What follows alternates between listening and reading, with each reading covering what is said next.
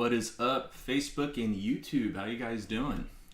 Nick Bell here, your product specialist for Line 6. I've been out of the game for a while. You haven't seen me in probably about 2 months.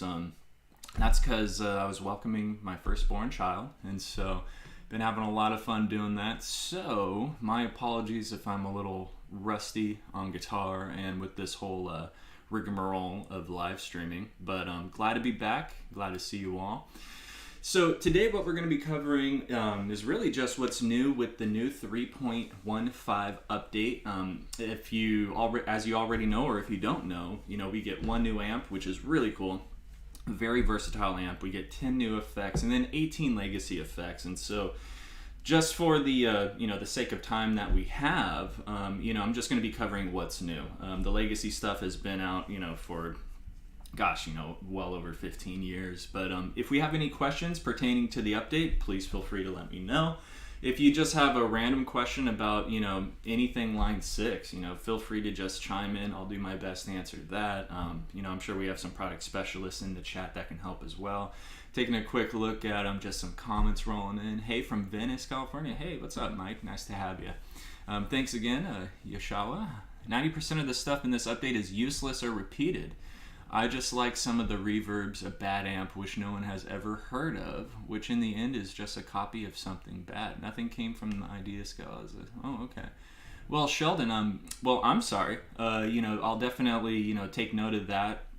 Obviously, me personally, I don't get to, decide what goes or what stays and this and that.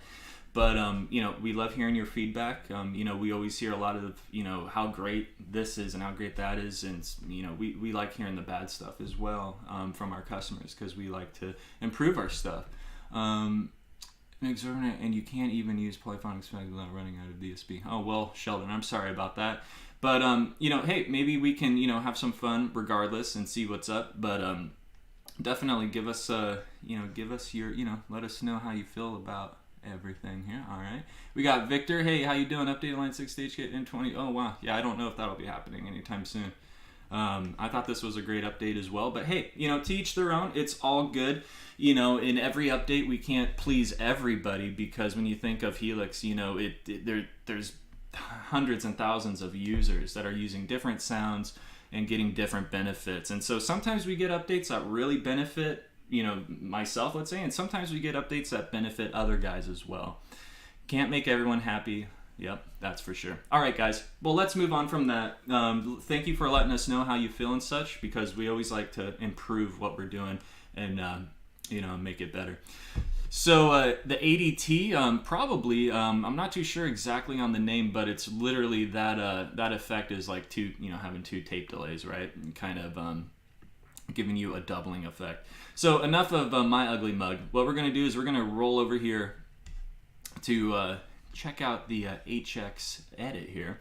But I just kind of want to start off with a visual aid. Now, it sounds like, right off the bat, there's a couple or, maybe one of you in here that aren't too happy with this amp. But I'm getting a lot of questions right now.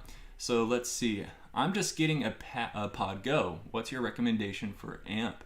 Well, David, if you're looking for something to, amplify your sound from your Pod Go, of course, a Line 6 power cab, is of course what I want to point you towards, because you have so much, so much versatility on your end. But really, any speaker, with XLR or even a regular 1/4 inch input will, do you well. But just keep in mind, a power cab, is made out of, a birch ply, out of, a tour grade construction, whereas, a $200 to $300 speaker is made out of plastic and such. So you're not going to get that kind of resonation that you would expect from a guitar cab. So perfect stuff. Would love to see some more ways to use the tessellator. Awesome. Cool. Well, like I said, I'll do my best. But really, today, guys, we're going to do a walkthrough of what's in HX, the new 3.15 update. So if you guys have already taken a look through some of this, great. If not, let's just do a quick review and kind of move this stuff around. So taking a look at the Line 6 Ventoux here, kind of named after a mountain in Paris. This is a completely new amp that doesn't exist, that was created by our sound design team, specifically thanks to Ben Adrian. And so this isn't like I said, this isn't a copy of an amp that you can go find out in the wilderness. This is a literal brand new amp. And, this is kind of, what we do, at Line 6. We model stuff, but then we also take everything that we've modeled and we can create our own kind of amp models. And this is a perfect example.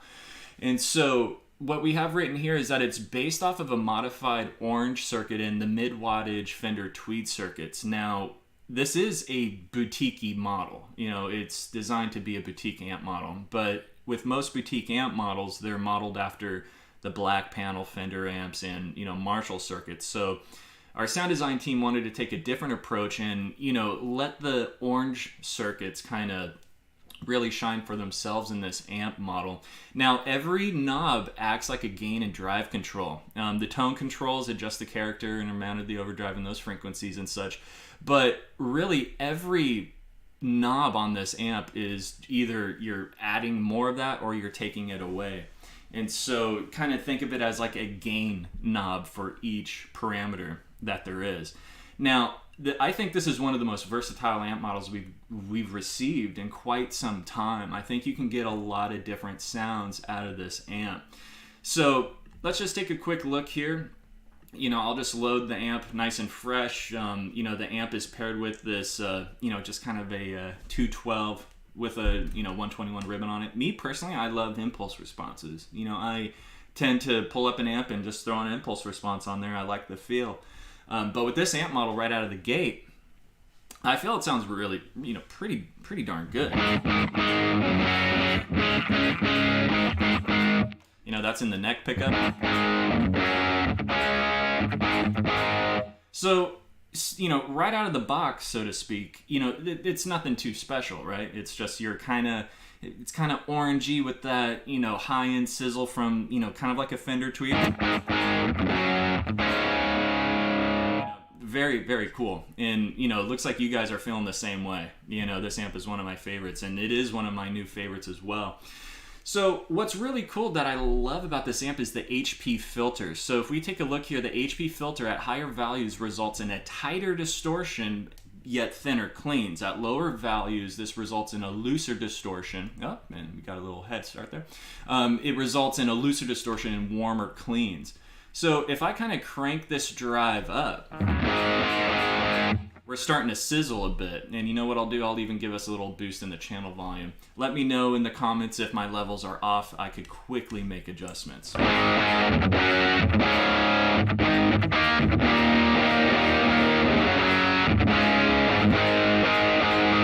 Not too bad. So if we crank up this filter a bit, these distortions are going to sound a little thinner.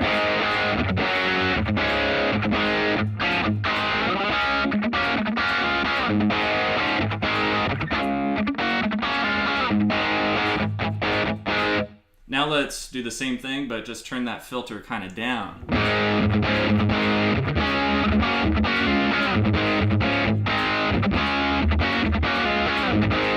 Kind of just breathes a little more life into this amp model. And so if we wanted to clean it up, and kind of leave the filter in the same area, the cleans are, really damped, right? A little out of tune there, but all good. Let's crank up that filter a bit, see what we get a difference of. Oh yeah, kind of really chokes them out. So what I'll do is I'll just kind of put this back in the middle, give us a little more drive. And, if I was to go to single coil in the neck, that's pretty clean.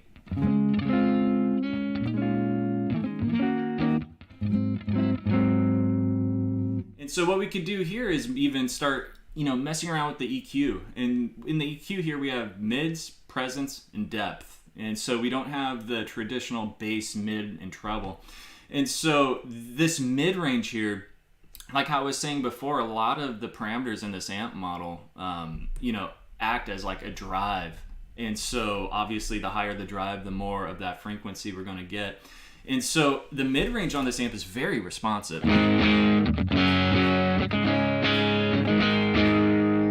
turn down the mid-range, and now we get a very scooped kind of a sound.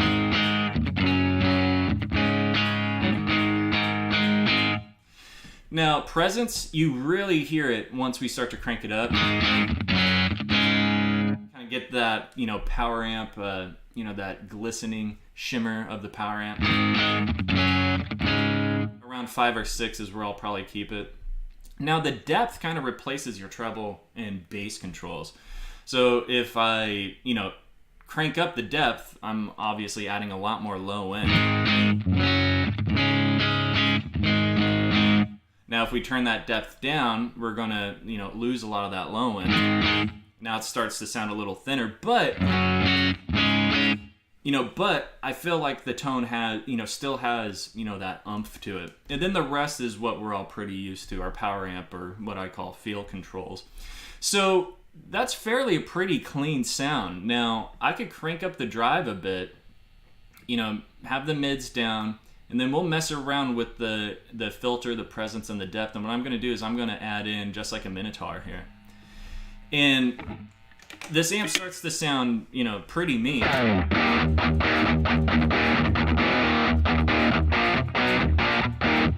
So we could move stuff around. You know, I could keep the drive essentially where it is. Now the HP filter, let's hear what we get when we move that around with this much overdrive.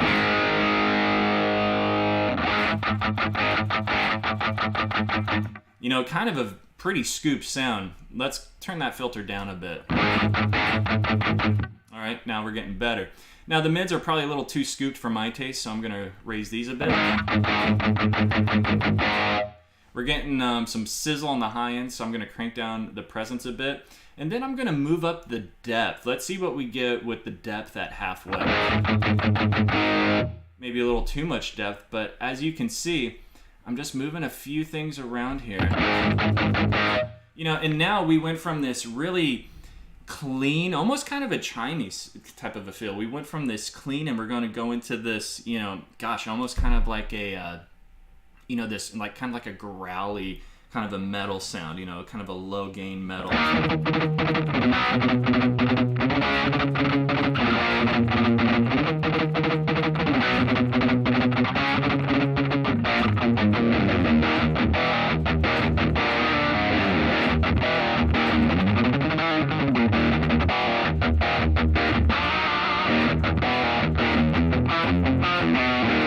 You know, kind of a pretty cool sounding, you know, amp so far. And like I said, really versatile.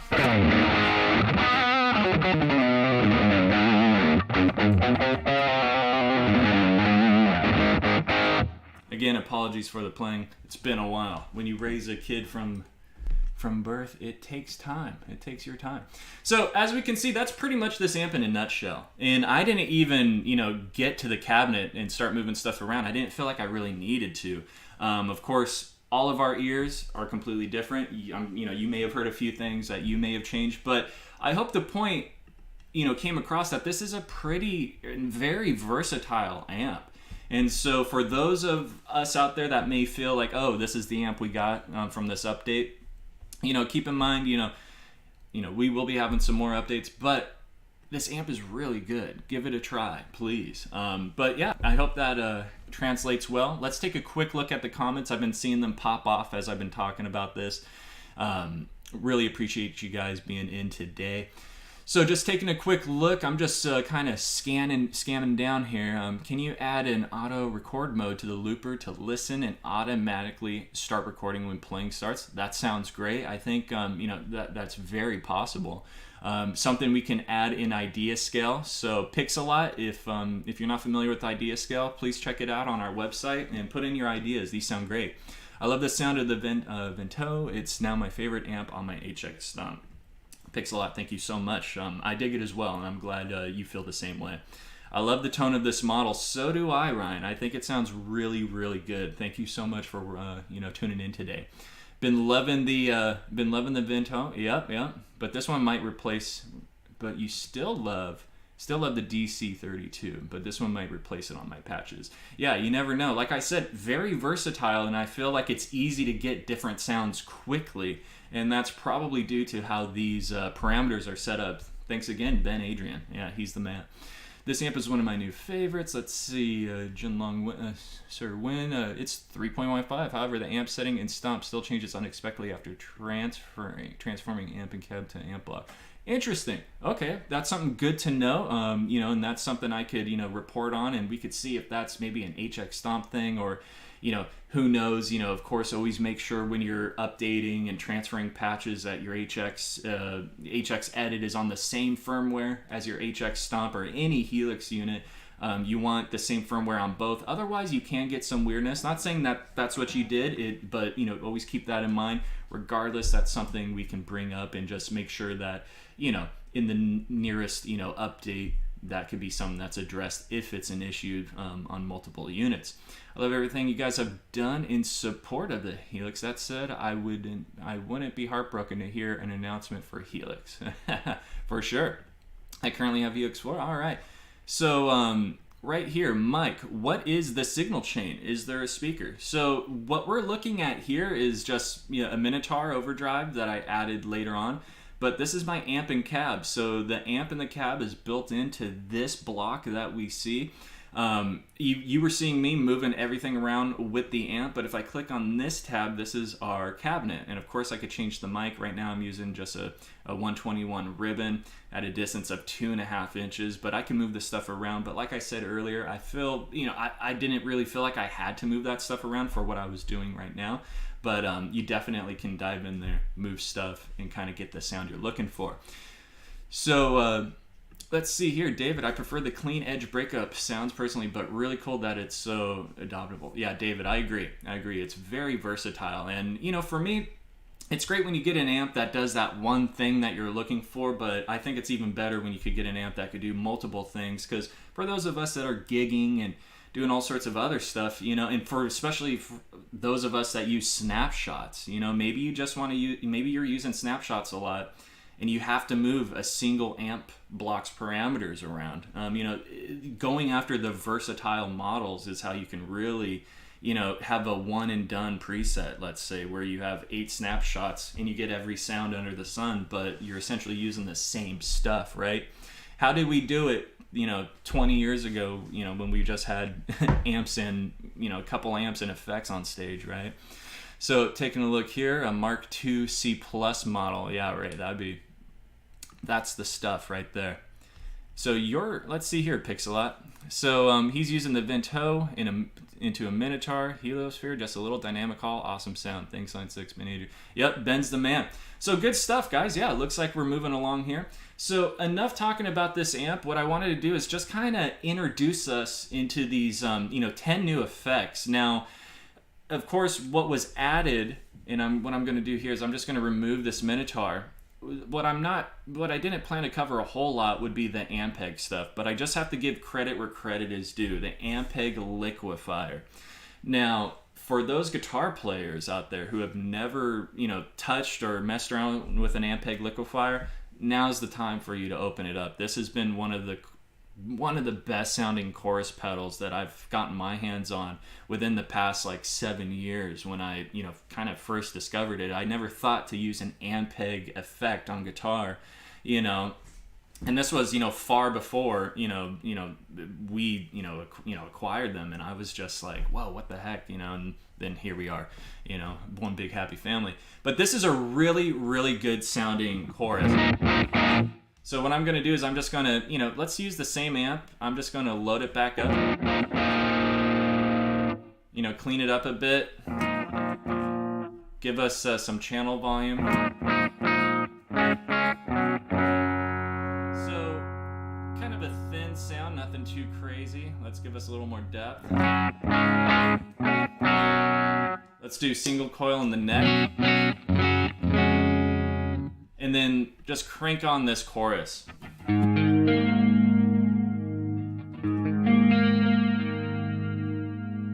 It's set to dual. You could go to, you know, single mode.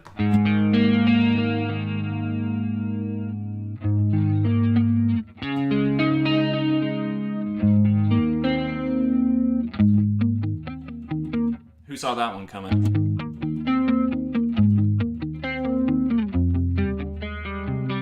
So your simple chorus, let's hear the dual.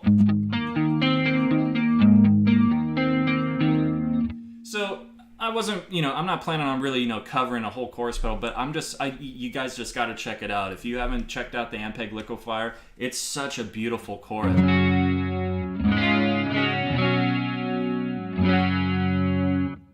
With me, when it comes to effects, I don't like effects to be extremely noticeable. I like them to add their texture and to be there, but I don't like them to be like, whoa, oh my gosh, there's some chorus, right? This, I feel, really tucks in to your mix.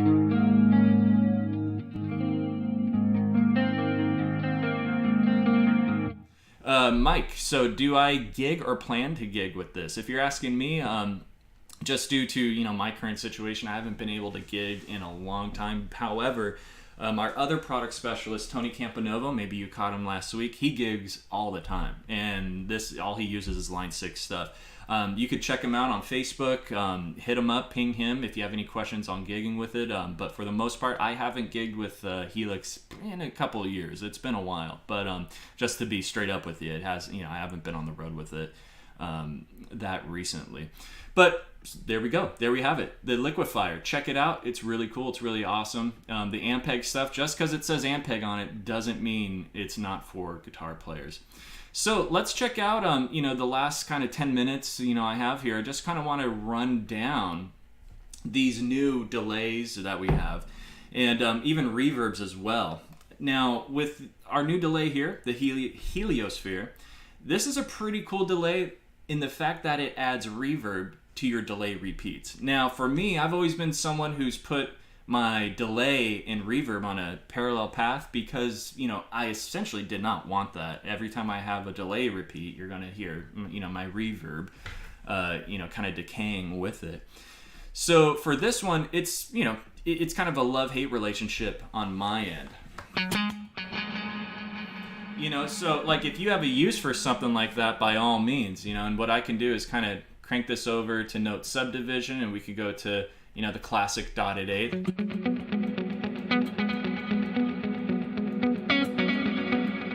you can kind of rake in and, accentuate certain notes,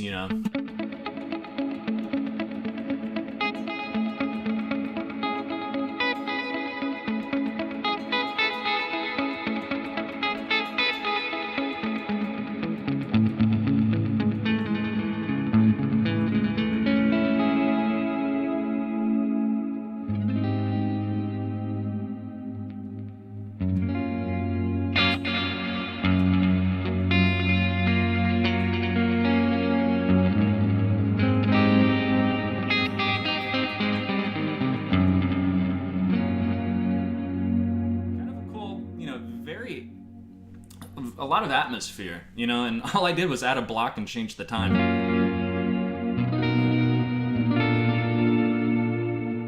Now, how will this do with, your more overdriven sounds? Let's take a look. I love the, let's do Heir Apparent, and I put it on boost. Love doing that. I feel like it's a pretty good overdrive. It doesn't have this kind of mid-range, barrier that you're stuck in with something like a TS-808. Yeah, it's cooking. It actually sounds pretty good.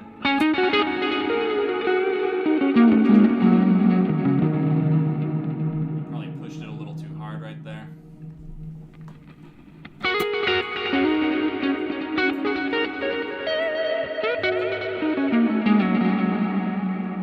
And then we turn it off, and then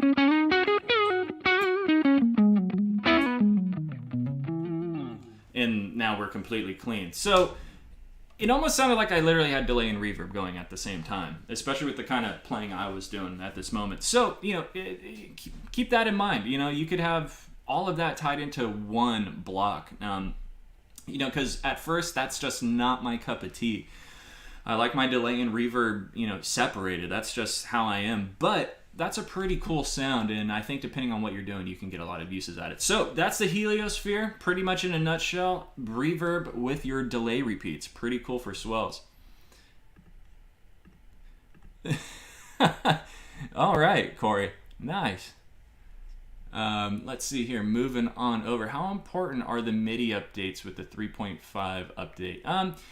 Really with the new MIDI updates, it's more so makes it easier for someone with, like, let's say an HX Stomp, HX Effects, or HX Stomp, HX Stomp XL. It kind of makes it easier on them when it comes to programming MIDI. Not so much. There's really no new features of MIDI added. There's just been a few things moved around, and just kind of makes it easier on you when you want to move a knob in a snapshot, let's say, for MIDI and such. I don't have anything MIDI set up for us today. But feel free, if you're looking for more information on MIDI, hit me up after the chat, and then we'll get you going. So CE2 would be sweet. Break out the line, Michael. Oh, you got it. All right, Bradley, thank you. So that's what we get with the Helixosphere. Moving on over the ADT. Now, some of you were talking about this earlier. What exactly does it stand for? And I think one of you got it in there. If one of you remember, hit us with what you believe the name of ADT is. Honestly, since this is all so new to pretty new to me as well, I'm not too sure, but I'm sure one of you guys out there definitely knows. So line 6 original double tracking tape emulation. So what I'm going to do is I'm just going to go down here, and this is already set up pretty well for you to get kind of like a doubling kind of a vibe. And you can hear that. And so I'm just going to crank down the channel volumes because I'm using different post effects here, so it's going to greatly change our output. So if I wanted to have more of a dirtier sound, analog dual tape, why didn't I think of that? Timothy wins today. Thank you, Timothy. Analog dual tape makes sense. So here we are. So if you're looking at, trying to think of an example here, Metallica, why not? Let's beat a dead horse. So if you think, what was it, Seek and Destroy? Of course, he would be on the bridge pickup with a full humbucker.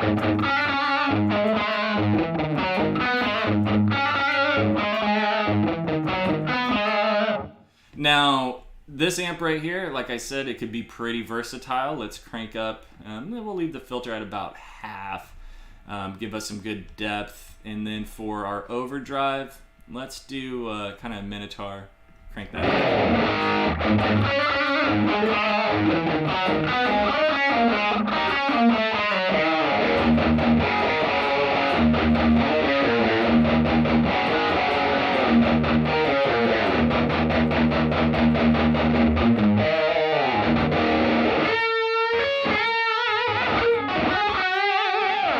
almost gives you kind of a Randy Rhoads thing also. Kind of crank up the tone here. It's probably going to sound really...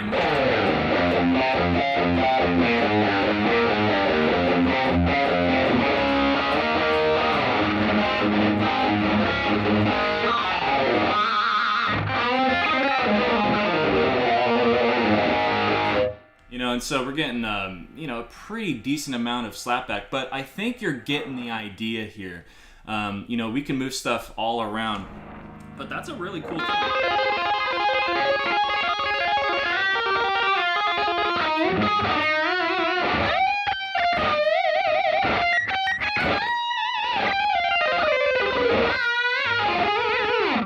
Pretty cool.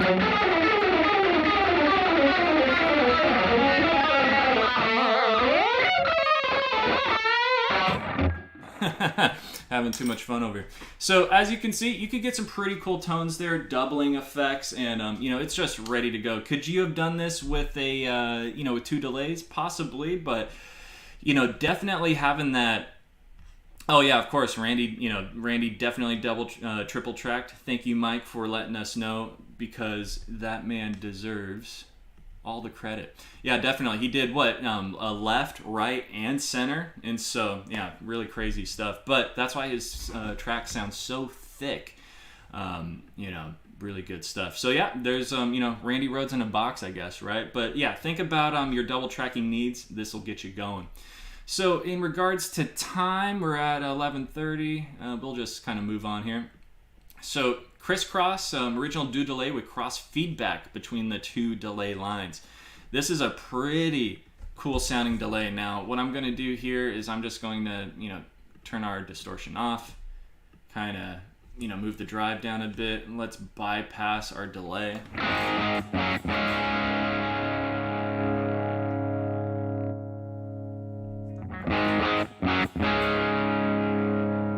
not a bad sound. Now let's hear this crisscross we get.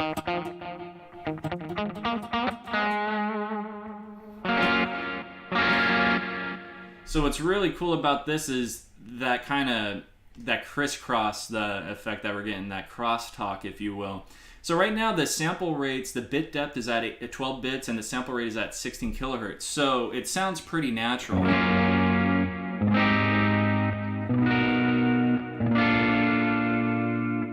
What happens if I move it down to, let's say 8 kilohertz? We start to get this kind of, this high end just kind of scoop.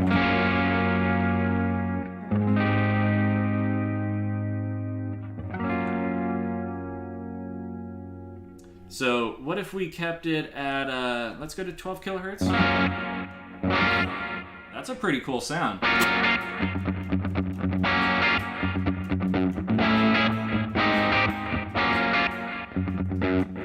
Rory, thank you very much. I'm just, I just feel like I'm, just making a lot of noise. And so as long as one of you out there is digging it, thank you. I appreciate it.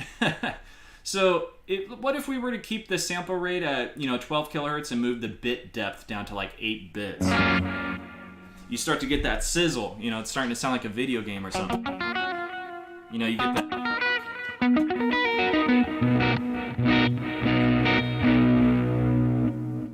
If you're kind of looking for that noise, 6 bits, probably a little unusable.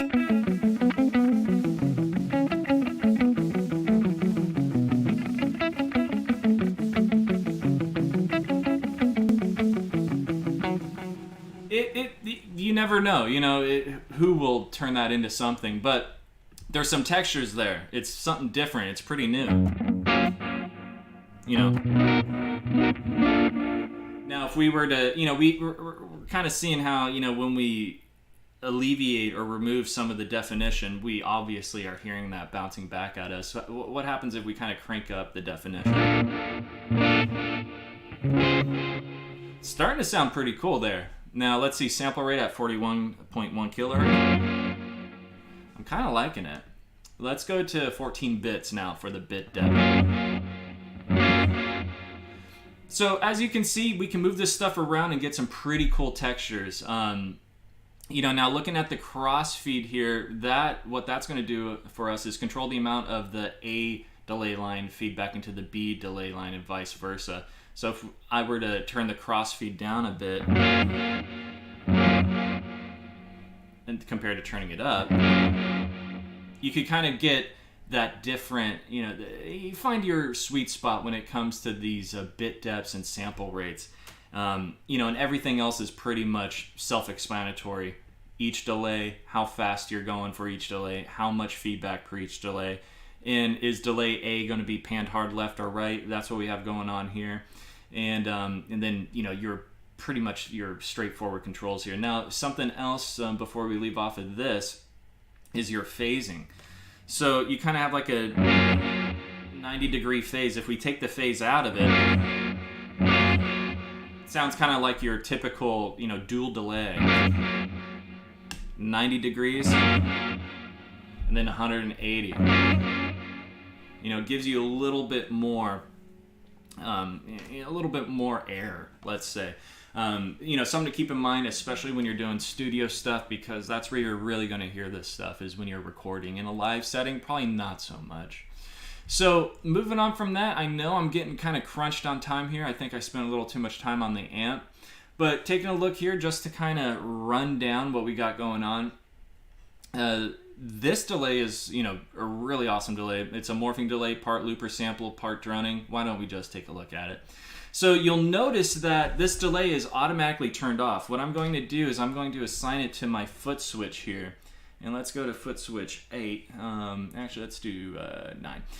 So what's cool about this delay is it's always kind of listening to you in the background. And so depending on how you have it set, your last bit of notes is already going to be remembered when you turn it on. So if I'm, what I'm going to do is I'm literally just going to play just whatever, and then I'm going to turn this effect on. And once I turn it on, you'll see what it captures and what it's doing here. So I could just go like...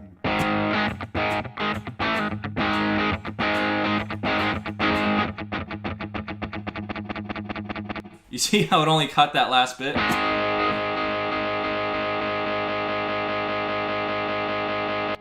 So you can have a lot of fun with that. I know, it could be a little annoying on your end when you're not the one playing. But you have lots of different controls here where you could have it going in forward, reverse. One thing that I thought was pretty cool is the steps. So pretty much the steps here, you can tell it's starting to go, it's starting to climb, and then it's going faster and faster and faster. So how many steps do these repeats need to take until it, starts repeating itself over and over and kind of droning? It's set at 8 steps. Let's hear it at 17 steps.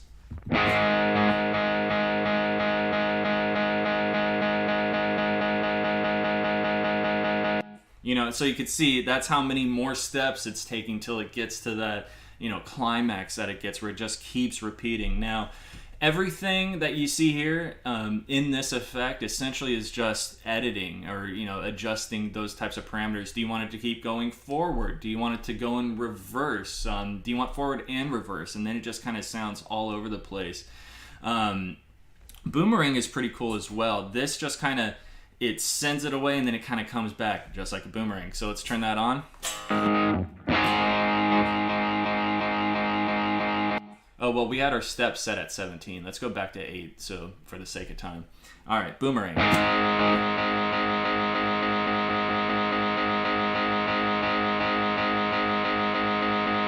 So it's going kind of back and forth in regards to those repeats in that time, right? So a pretty cool delay. Now that I've gotten this far, we might as well just finish it out. Now, Ratchet, really kind of sample delay. It's kind of like this tessellator here, but what we get, we have pretty much kind of like a simpler version of that out of Ratchet. Now, taking a quick look here so I don't waste any more of your time, that's pretty much it. Now, keep in mind, we do have new reverbs. Now, when you go over to Legacy, you have plate, you have room, you have hall, you have all these amazing reverbs. And then obviously in the mono and stereo, you have, these new Helix HX reverbs. Now, if you're familiar with working with room or plate or the hall, when we go over to these new beautiful reverbs like dynamic plate, it's essentially, the same idea here, but the reason why dynamic is, placed in front of, the term plate is literally you have control of all these dynamics. And so you have a lot more control of your reverbs here than you do on the Legacy stuff. Because obviously, just for, the sake of time, just to show, here with the plate, you have your decay and pre-delay. That's essentially it. Those are the only settings you have for this reverb. Of course, you have your low and high cut, but that's just, that's just your EQ and obviously your mix. And so it's really quick and easy to get that that plate reverb. And we could, move that around as much as we want. I've always been the kind of person where I like to put my reverb on a parallel path always, because then I have this wet and dry thing happening. So you see my volume increased, yet you still hear the reverb nice and clear. But with the dynamic plate, I feel like I could have that on its own, in series just going. And I don't really have to put it on a parallel path. I just feel like it just works with my sounds just differently. It's a much different approach, and having all these settings really makes it worth your while. So definitely check them out. If you're a plate or a hall or a room user and you're like, well, I already use that, I don't need the dynamic stuff, check it out. You may be surprised at how much you're able to dive in there. So taking a quick look here. Kind of going to finish us out today answering these last couple questions. Do you use the Helix USB out or analog left right to another audio interface? So what I'm doing is just Helix USB direct. That's all I'm doing. So kind of like what I'm doing right now is I have a software that I can send my any audio and any video feed to this software, and then that software broadcasts it to Facebook and YouTube. So I'm able to switch screens around and stuff like that. And all my audio is USB direct from my Helix rack. That's why you don't see me, turning knobs and hitting foot switches on a Helix floor or LT. It's because I have my rack is right here, So yeah, I'm just going direct. So everything you hear is direct over USB. Pixelot, let's see what you got, brother. Can the tessellator be used as a smooth freeze effect for a chord, or is there a better choice? So taking a look here, I believe so. I think that's kind of the whole idea with the tessellator. It's just, or even with the Ratchet, because what you have here with the Ratchet, this is your quarter notes. So when you set the sync or the timing for that effect, it's constantly depending on how fast the tempo is set in your Helix, every quarter note it's constantly recording something, no matter what you're doing. And then when you hit that foot switch, it's going to repeat it. So I have it set to quarter note, and so if I'm playing a song and then I just want the last note to keep going,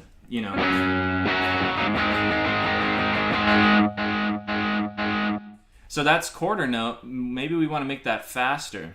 We could even do like a 16th note.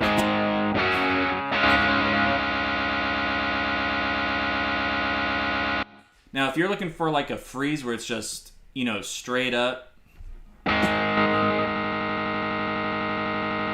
you're kind of going to get that choppy like. Now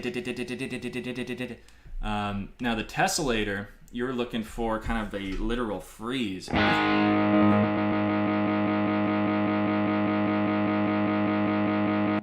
So yeah, the tessellator probably isn't going to be what you're looking for, because it's chopping up that loop, let's say, or that recording, and it's repeating it either fast or slow, or it's sending it to the left, sending it to the right. So I think the Ratchet would probably be your best choice. There's several delays that do this as well. And gosh, off the top of my head, I can't think which. We have it here. You could definitely do it. I don't think it's. I don't think you would get it out of crisscross, because that's all just frequency based. But what I think you're looking for, Pixelot, is in Ratchet. Just figure out the note sync if you want to sync it to a note. Otherwise, just go to milliseconds and move this around and find what works best for you. But yeah, guys, that's pretty much it that I had for you. Thank you so much for the great questions, the great feedback. I feel like we had a lot of people today, so thank you guys so much. What I'd like to do before signing off is just share this bit of information with you. A lot of us here had some really good questions. A lot of us had questions. Some of you may have wanted to hear an effect put in a certain way and used in a certain way, and maybe I was able to do that, maybe I wasn't.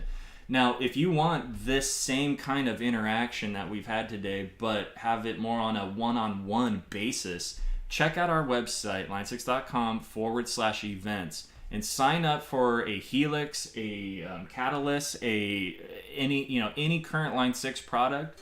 Hit us up, set up a lesson, and a lot of like what we were doing today, it'll be just you and I, or Tony Campanovo and you, or Ross Bailey, a Line 6 product specialist. So make sure to check that out if you want a free half an hour to 45-minute lesson, and whatever questions you have, we'll be more than happy to check out. Taking a quick look here, Robbie and Lily, hello everyone. They think there is a time to put a 2-racks type amplifier. Not too sure. Thanks for answering questions. Love this opportunity to communicate directly with you. Pixelot, thank you so much, guys. It's much appreciated. Thank you so much for taking the time out of your day to check this stream out. It's always great to hear from you guys and connect with you. I'm just going to leave this on the screen for you just for a few minutes before I get out of here. But before I do that, I just want to say stay safe, be well, and looking forward to seeing you guys at the next stream. Thank you so much.